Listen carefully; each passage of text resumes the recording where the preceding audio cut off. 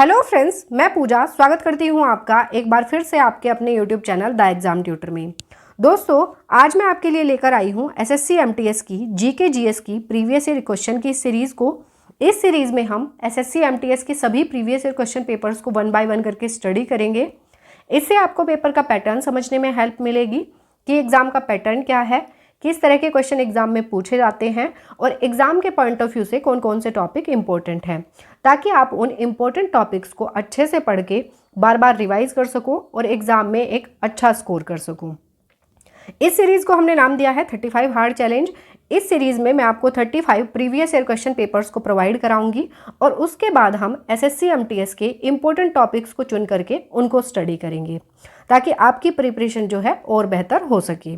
So friends, आज के इस वीडियो में हम करने वाले हैं 2023 का 1 सितंबर का शिफ्ट 1 का पेपर, और इन वीडियोस की पीडीएफ आपको हमारे Telegram channel the exam tutor पर मिल जाएगी। टेलीग्राम चैनल का लिंक आपको डिस्क्रिप्शन में मिल जाएगा। आप डायरेक्ट वहां से जाकर टेलीग्राम चैनल को ज्वाइन कर सकते हैं, या फिर आप यहां से स्कैन करके भी टेलीग्राम चैनल को ज्वाइन कर सकते हैं और इन वीडियोज़ की पीडीएफ को अवेल कर सकते हैं। तो बिना देरी करते हुए बढ़ते हैं अपने क्वेश्चन पेपर की ओर, जिसमें हमारा फर्स्ट क्वेश्चन है हमारा, FIFA under 17 women's world cup 2022 matches were not held in which state. FIFA under 17 महिला विश्व कप 2022 के मैच किस राज्य में आयोजित नहीं किए गए हैं। International federation of association football under 17 women's world cup 2022 के मैचेस जो हैं किस राज्य में आयोजित नहीं किए गए हैं, ये पूछा है इस क्वेश्चन में। तो देखिए, ये महाराष्ट्र में भी आयोजित किए गए हैं, उड़ीसा में भी आयोजित किए गए हैं और गोवा में भी आयोजित किए गए हैं, लेकिन गुजरात में जो हैं FIFA under 17 women's world cup के जो मैचेस हैं वो आयोजित नहीं किए गए हैं। तो इस क्वेश्चन का आंसर हो जाएगा हमारा ऑप्शन डी। नेक्स्ट क्वेश्चन की तरफ बढ़ते हैं। नेक्स्ट क्वेश्चन है हमारा, who among the following is one of the co authors of the book cracking the code my journey in Bollywood. निम्नलिखित में से कौन cracking the code my journey in Bollywood पुस्तक के सहलेखकों में से एक हैं। तो देखिए, ये पुस्तक लिखी गई है आयुष्मान खुराना और ताहिरा कश्यप के द्वारा। याद रखिएगा, आयुष्मान खुराना और ताहिरा कश्यप के द्वारा। आयुष्मान खुराना की ये बायोग्राफी है। तो इस क्वेश्चन का आंसर होगा हमारा Ayushmann Khurrana. Option C will be the right answer. Next question देख लेते हैं। नेक्स्ट क्वेश्चन है हमारा, in 1873 who published the first photograph of nerve tissue stained with the black reaction technique describing a whole nerve cell। 1873 में किसने black reaction तकनीक से रंगे तंत्रिका ऊतक की पहली तस्वीर प्रकाशित की, जिसमें एक संपूर्ण तंत्रिका कोशिका का वर्णन किया गया था।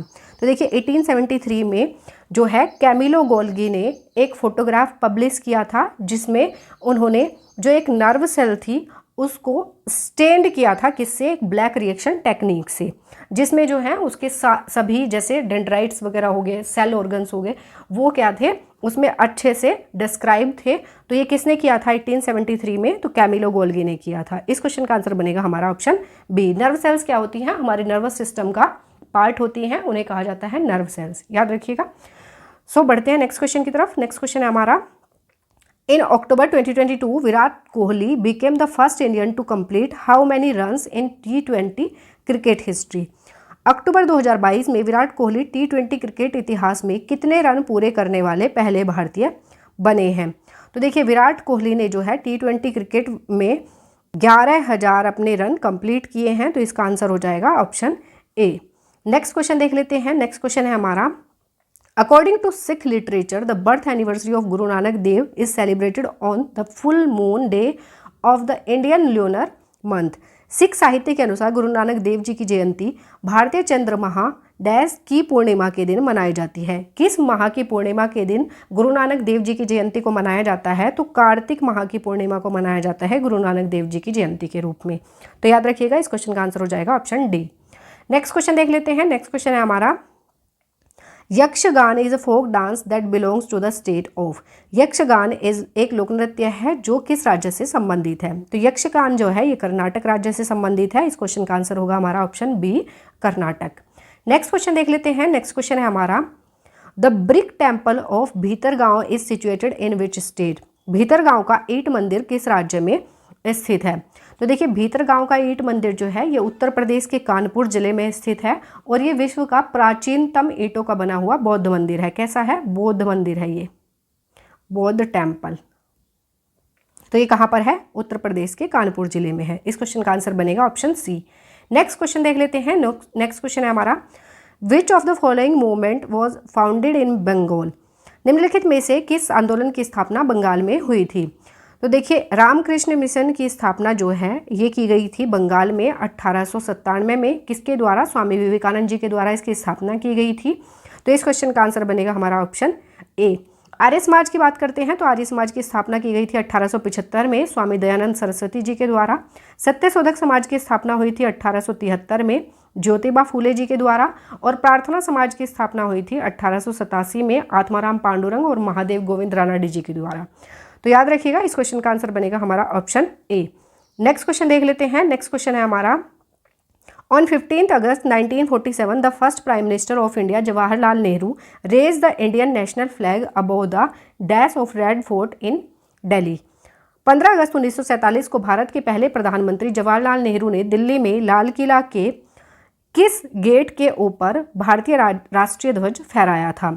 तो देखिए, 15 अगस्त 1947 को जब भारत के प्रधानमंत्री जवाहरलाल नेहरू जी ने दिल्ली में पहली बार जो है राष्ट्रीय ध्वज को फहराया था, तो ये किस गेट के ऊपर से फहराया था? तो लाहौरी गेट के ऊपर से फहराया था। इस क्वेश्चन का आंसर बनेगा ऑप्शन डी। नेक्स्ट क्वेश्चन देख लेते हैं। नेक्स्ट क्वेश्चन है हमारा, Mandarin is official language of which neighbouring country of India? Mandarin Bharat के किस पड़ोसी देश की आधिकारिक भाषा है? तो मंदारिन जो है ये चीन की भाषा है। चीन की ऑफिशियल लैंग्वेज क्या है? मंदारिन है। और चीन की राजधानी क्या है? तो बीजिंग चीन की राजधानी है। याद रखिएगा। नेक्स्ट क्वेश्चन देख लेते हैं। नेक्स्ट क्वेश्चन है हमारा, which of the following is use to measure the total output of goods and services in an economy including depreciation during a specific period within country? निम्नलिखित में से किसका उपयोग देश के भीतर एक विशिष्ट अवधि के दौरान मूल्यह्रास सहित किसी अर्थव्यवस्था में वस्तुओं और सेवाओं के कुल उत्पादन को मापने के लिए किया जाता है? तो अर्थव्यवस्था में वस्तुओं और सेवाओं के कुल उत्पादन को मापने के लिए किसका उपयोग किया जाता है? तो किया जाता है सकल घरेलू उत्पाद या जीडीपी। इसको कह सकते हैं ग्रॉस डोमेस्टिक प्रोडक्ट। याद रखिएगा, इसका आंसर हो जाएगा option D, gross domestic product. Next question देख लेते हैं। नेक्स्ट क्वेश्चन है हमारा, which of the following is not related to the sport of swimming? निम्नलिखित में से कौन सा तैराकी के खेल से संबंधित नहीं है? तो देखिए, ब्रेस्ट स्ट्रोक जो है ये किससे संबंधित है? स्विमिंग से संबंधित है। बैक स्ट्रोक जो है ये भी स्विमिंग से संबंधित है। फ्री स्टाइल जो है ये भी स्विमिंग से संबंधित है। लेकिन पेनाल्टी कॉर्नर जो है ये फील्ड हॉकी से संबंधित है। किससे संबंधित है? तो ये फील्ड हॉकी से रिलेटेड है। तो इस क्वेश्चन का आंसर बनेगा ऑप्शन डी। नेक्स्ट क्वेश्चन देख लेते हैं। नेक्स्ट क्वेश्चन है हमारा, the east west corridor which is a part of the golden quadrilateral superhighways links which two cities of India from the following? पूर्व पश्चिम गलियारा जो स्वर्णिम चतुर्भुज सुपर हाईवे का एक हिस्सा है भारत के किन दो शहरों को निम्नलिखित में से जोड़ता है? तो देखिए, पूर्व पश्चिम गलियारा जो है ये जोड़ता है सिलचर और पोरबंदर को। देखिए, जो हमारा उत्तर दक्षिण पूर्व पश्चिम कॉरिडोर है ये भारत की सबसे बड़ी राजमार्ग परियोजना है। इसका जो उत्तर दक्षिण कॉरिडोर है, उत्तर दक्षिण देखिए, उत्तर से दक्षिण को जाने वाला जो कॉरिडोर है ये 4000 किलोमीटर लंबा है। और ये किन दो शहरों को जोड़ता है? तो ये श्रीनगर को कन्याकुमारी से जोड़ता है, कन्याकुमारी से। याद रखिएगा। और जो हमारा पूर्व पश्चिम गलियारा है, जो पूर्व पश्चिम गलियारा है ये कितने किलोमीटर लंबा है? ये है 3300 किलोमीटर। और ये पोरबंदर को किससे जोड़ता है? सिलचर से जोड़ता है। यही इस क्वेश्चन में पूछा है। सिलचर जो है ये एक असम की सिटी है, याद रखिएगा। और जो ये पोरबंदर है ये गुजरात की सिटी है, याद रखिएगा। तो इस क्वेश्चन का आंसर बनेगा हमारा सिलचर और Porbandar, option B. Next question देख लेते हैं। नेक्स्ट क्वेश्चन क्या है, what is the name of the 7th most abundant metal in the earth's crust which is derived from the medieval Latin word kalium? पृथ्वी की परपटी में 7वीं सबसे प्रचुर धातु का नाम क्या है जो मध्यकालीन लैटिन शब्द कैलियम से लिया गया है? तो देखिए, पृथ्वी की परपटी में जो है सबसे प्रचुर मात्रा में जो पाई जाती है 7वें नंबर पे वो होती है पोटेशियम। इसको कैलियम शब्द से लिया गया है, लैटिन शब्द कैलियम से इसको लिया गया है। देखिए, ऐसा नहीं है कि कैलियम से आप समझो कि कैल्शियम लिया जाएगा, कैलियम से लिया गया है पोटेशियम को। अब देखिए, पृथ्वी की परपटी में देख लेते हैं कौन कौन सी एलिमेंट जो है सबसे ज़्यादा मात्रा में पाए जाते हैं। तो सबसे ज़्यादा पाई जाती है ऑक्सीजन, कितना पाई जाती है 47%। सिलिकॉन पाई जाती है 28%। थर्ड नंबर पे आता है एल्यूमिनियम, एल्यूमिनियम पाया जाता है 8.10%। उसके बाद आता है आयरन, आयरन पाया जाता है 5%। उसके बाद नंबर आता है कैल्शियम का, कैल्शियम पाया जाता है 3.6%। और उसके बाद आती है सोडियम की बारी, सोडियम पाया जाता है हमारा 2.8%।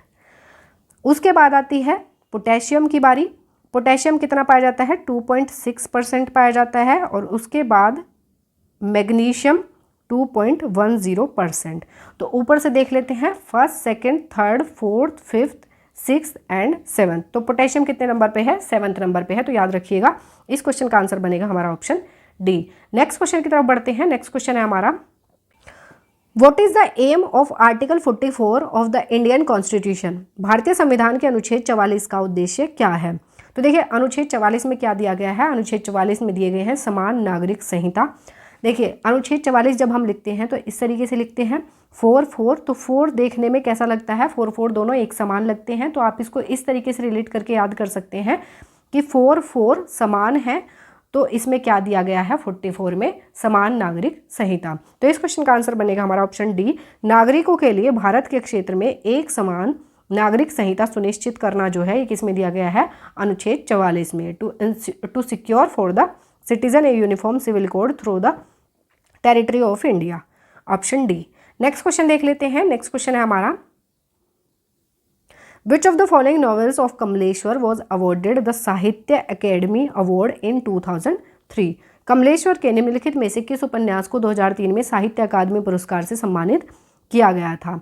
तो देखिए कमलेश्वर के द्वारा लिखी गई थी कितने पाकिस्तान, एक उपन्यास लिखा गया था और इस उपन्यास के लिए इनको 2003 में साहित्य अकादमी पुरस्कार से नवाजा गया। तो इस क्वेश्चन का आंसर बनेगा हमारा ऑप्शन सी, याद रखिएगा। नेक्स्ट क्वेश्चन देख लेते हैं, विच of the following institutes was founded by MG Ranade and GV Joshi. निम्नलिखित में से किस संस्थान की स्थापना MG रानाडे और GV जोशी ने की थी। तो देखिए MG रानाडे और GV जोशी के द्वारा स्थापना की गई थी पूना सार्वजनिक सभा की। और कब की गई थी, तो 1870 में जो है इसकी स्थापना की गई थी। बात करते हैं अभिनव भारत की, अभिनव भारत की स्थापना की गई थी 1904 में। किसके द्वारा की गई थी, तो विनायक दामोदर सावरकर और उनके दो भाई गणेश दामोदर सावरकर और नारायण दामोदर सावरकर के द्वारा जो है अभिनव भारत की स्थापना की गई थी 1904 में। बात करते हैं भारतीय राष्ट्रीय कांग्रेस की, तो भारतीय राष्ट्रीय कांग्रेस की स्थापना की गई थी 1885 में। A.O. ह्यूम के द्वारा जो है भारतीय राष्ट्रीय कांग्रेस की स्थापना की गई थी। बात करते हैं बॉम्बे प्रेसिडेंसी एसोसिएशन, तो इसकी स्थापना भी 1885 में की गई थी। किसके द्वारा, फिरोज शाह मेहता के द्वारा जो है बॉम्बे प्रेसिडेंसी एसोसिएशन की स्थापना की गई थी। तो इतना याद रखिएगा। इस क्वेश्चन का आंसर बनेगा हमारा ऑप्शन डी, पूना सार्वजनिक सभा। नेक्स्ट क्वेश्चन की तरफ बढ़ते हैं। नेक्स्ट क्वेश्चन है हमारा, रोशन कुमारी, शोभना नारायण, माया राव एंड कुमुदिनी लखिया आर एमिनेंट डैश आर्टिस्ट। रोशन कुमारी, शोभना नारायण, माया राव और कुमुदिनी लखिया प्रख्यात कलाकार हैं। तो देखिए शोभना नारायण, रोशन कुमारी, माया राव और कुमुदिनी लखिया जो हैं ये किससे संबंधित हैं, तो ये कथक नृत्य की जो है कलाकार हैं। तो इस क्वेश्चन का आंसर बनेगा हमारा option C, Kathak. Next question देख लेते हैं। नेक्स्ट क्वेश्चन है हमारा, Rani Machaiah is a dash folk dancer who was awarded Padma Shri in 2023। Rani Machaiah एक लोक नर्तकी हैं जिन्हें 2023 में पद्मश्री से सम्मानित किया गया था। तो देखिए रानी मचैया जो हैं ये संबंधित है उमाथत लोक नृत्य से और इसके लिए इन्हें 2023 में पद्मश्री से सम्मानित किया गया था।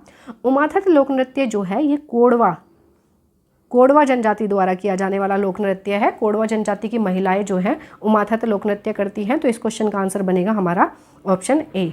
नेक्स्ट क्वेश्चन की तरफ बढ़ते हैं। नेक्स्ट क्वेश्चन है हमारा, what is the difference between A debit card and a credit card. Debit card और क्रेडिट कार्ड में क्या अंतर है। तो देखिए तो हम सभी जानते हैं डेबिट कार्ड से जो है सीधे बैंक से पैसे निकाले जा सकते हैं और जबकि जो क्रेडिट कार्ड होता है उससे एक सर्टेन अमाउंट तक ही हम पैसे जो हैं उनको बोरो कर सकते हैं। तो इस क्वेश्चन का आंसर बनेगा हमारा, debit card withdraw money directly from a bank account while credit cards allow borrowing up to a certain limit. तो इस क्वेश्चन का आंसर बनेगा हमारा ऑप्शन सी। नेक्स्ट क्वेश्चन देख लेते हैं। नेक्स्ट क्वेश्चन है हमारा, The Constitution Scheduled Tribes Order Second Amendment Bill 2022 has included Narikoravan and Kurivikaran communities in the list of scheduled tribes of which state? संविधान अनुसूचित जनजाति आदेश दूसरा संशोधन विधेयक 2022 ने नारीकोरावन और कुरीविकरण समुदायों को किस राज्य की अनुसूचित जनजाति की सूची में शामिल किया है? तो देखिए जो नारी कोरावन और कुरीविकरण समुदाय है ना, ये किस राज्य से संबंधित है? तो ये है तमिलनाडु राज्य से संबंधित। तो इस क्वेश्चन का आंसर बनेगा हमारा ऑप्शन बी। नेक्स्ट क्वेश्चन देख लेते हैं। नेक्स्ट क्वेश्चन है हमारा, which group of musicians awarded bye Bharat Ratna from the following? निम्नलिखित में से संगीतकारों के किस समूह को भारत रत्न से सम्मानित किया गया था? इसमें पूछा है, इसमें डाटा भी दिया है, मई 2023 तक का पूछा है इन्होंने। तो देखिए पंडित रविशंकर और पंडित भीमसेन जोशी जी को जो है भारत रत्न से सम्मानित किया गया था। तो इस क्वेश्चन का आंसर बनेगा हमारा ऑप्शन बी। नेक्स्ट क्वेश्चन देख लेते हैं।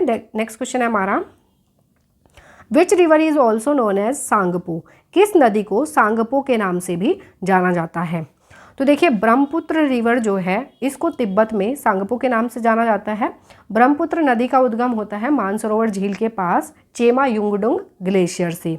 चेमायुंगडुंग ग्लेशियर से इसका उद्गम होता है और तिब्बत में इसको सांगपो के नाम से जाना जाता है। किस नाम से? सांगपो के नाम से। फिर ये एक लंबी दूरी तय करते हुए भारत में एंटर करती है। भारत के अरुणाचल प्रदेश स्टेट में ये एंटर करती है और वहाँ पर इसको दिहांग के नाम से जाना जाता है। किस नाम से? दिहांग के नाम से जाना जाता है। तो याद रखिएगा सांगपो के नाम से किस नदी को जाना जाता है? तो ब्रह्मपुत्र नदी को जाना जाता है। नेक्स्ट क्वेश्चन देख लेते हैं। नेक्स्ट क्वेश्चन है हमारा, what is the destination of the water drained off by the Nile river? नील नदी द्वारा बहाए गए पानी का गंतव्य क्या है? तो देखिए नील नदी जो है ये कहाँ से निकलती है या इसका उद्गम कहाँ से होता है? तो इसका उद्गम होता है विक्टोरिया झील से। विक्टोरिया झील से नील नदी का उद्गम होता है और ये गिरती कहाँ पर है? तो ये गिरती है मेडिटेरेनियन सी में, भूमध्य सागर में ये नदी गिरती है। तो इस क्वेश्चन का आंसर बनेगा हमारा ऑप्शन सी। नेक्स्ट क्वेश्चन देख लेते हैं। नेक्स्ट क्वेश्चन है हमारा, article 149 of the constitution deals with? संविधान का अनुच्छेद 149 किससे संबंधित है? तो संविधान का अनुच्छेद 149 संबंधित है the duties and powers of the controller and auditor general of India. Bharat के नियंत्रक एवं महालेखा परीक्षक के कर्तव्य एवं शक्तियों से संबंधित है अनुच्छेद 149। भारत के नियंत्रक और महालेखा परीक्षक की नियुक्ति के लिए आवश्यक योग्यताएं और उनकी नियुक्ति किस अनुच्छेद में दी गई है? तो ये दी गई है 148 में। तो याद रखिएगा इस क्वेश्चन का आंसर बनेगा हमारा ऑप्शन बी। सो फ्रेंड्स ये हमारे 25 क्वेश्चंस यहीं कंप्लीट होते हैं। आई होप ये वीडियो आपको पसंद आई होगी और ये वीडियो आपको अच्छी लगती है, हेल्पफुल लगती है तो वीडियो को लाइक और चैनल को सब्सक्राइब जरूर कर दीजिएगा। मिलेंगे नेक्स्ट वीडियो में नए क्वेश्चन पेपर के साथ। तब तक के लिए wish you all the best. Take care. Thank you.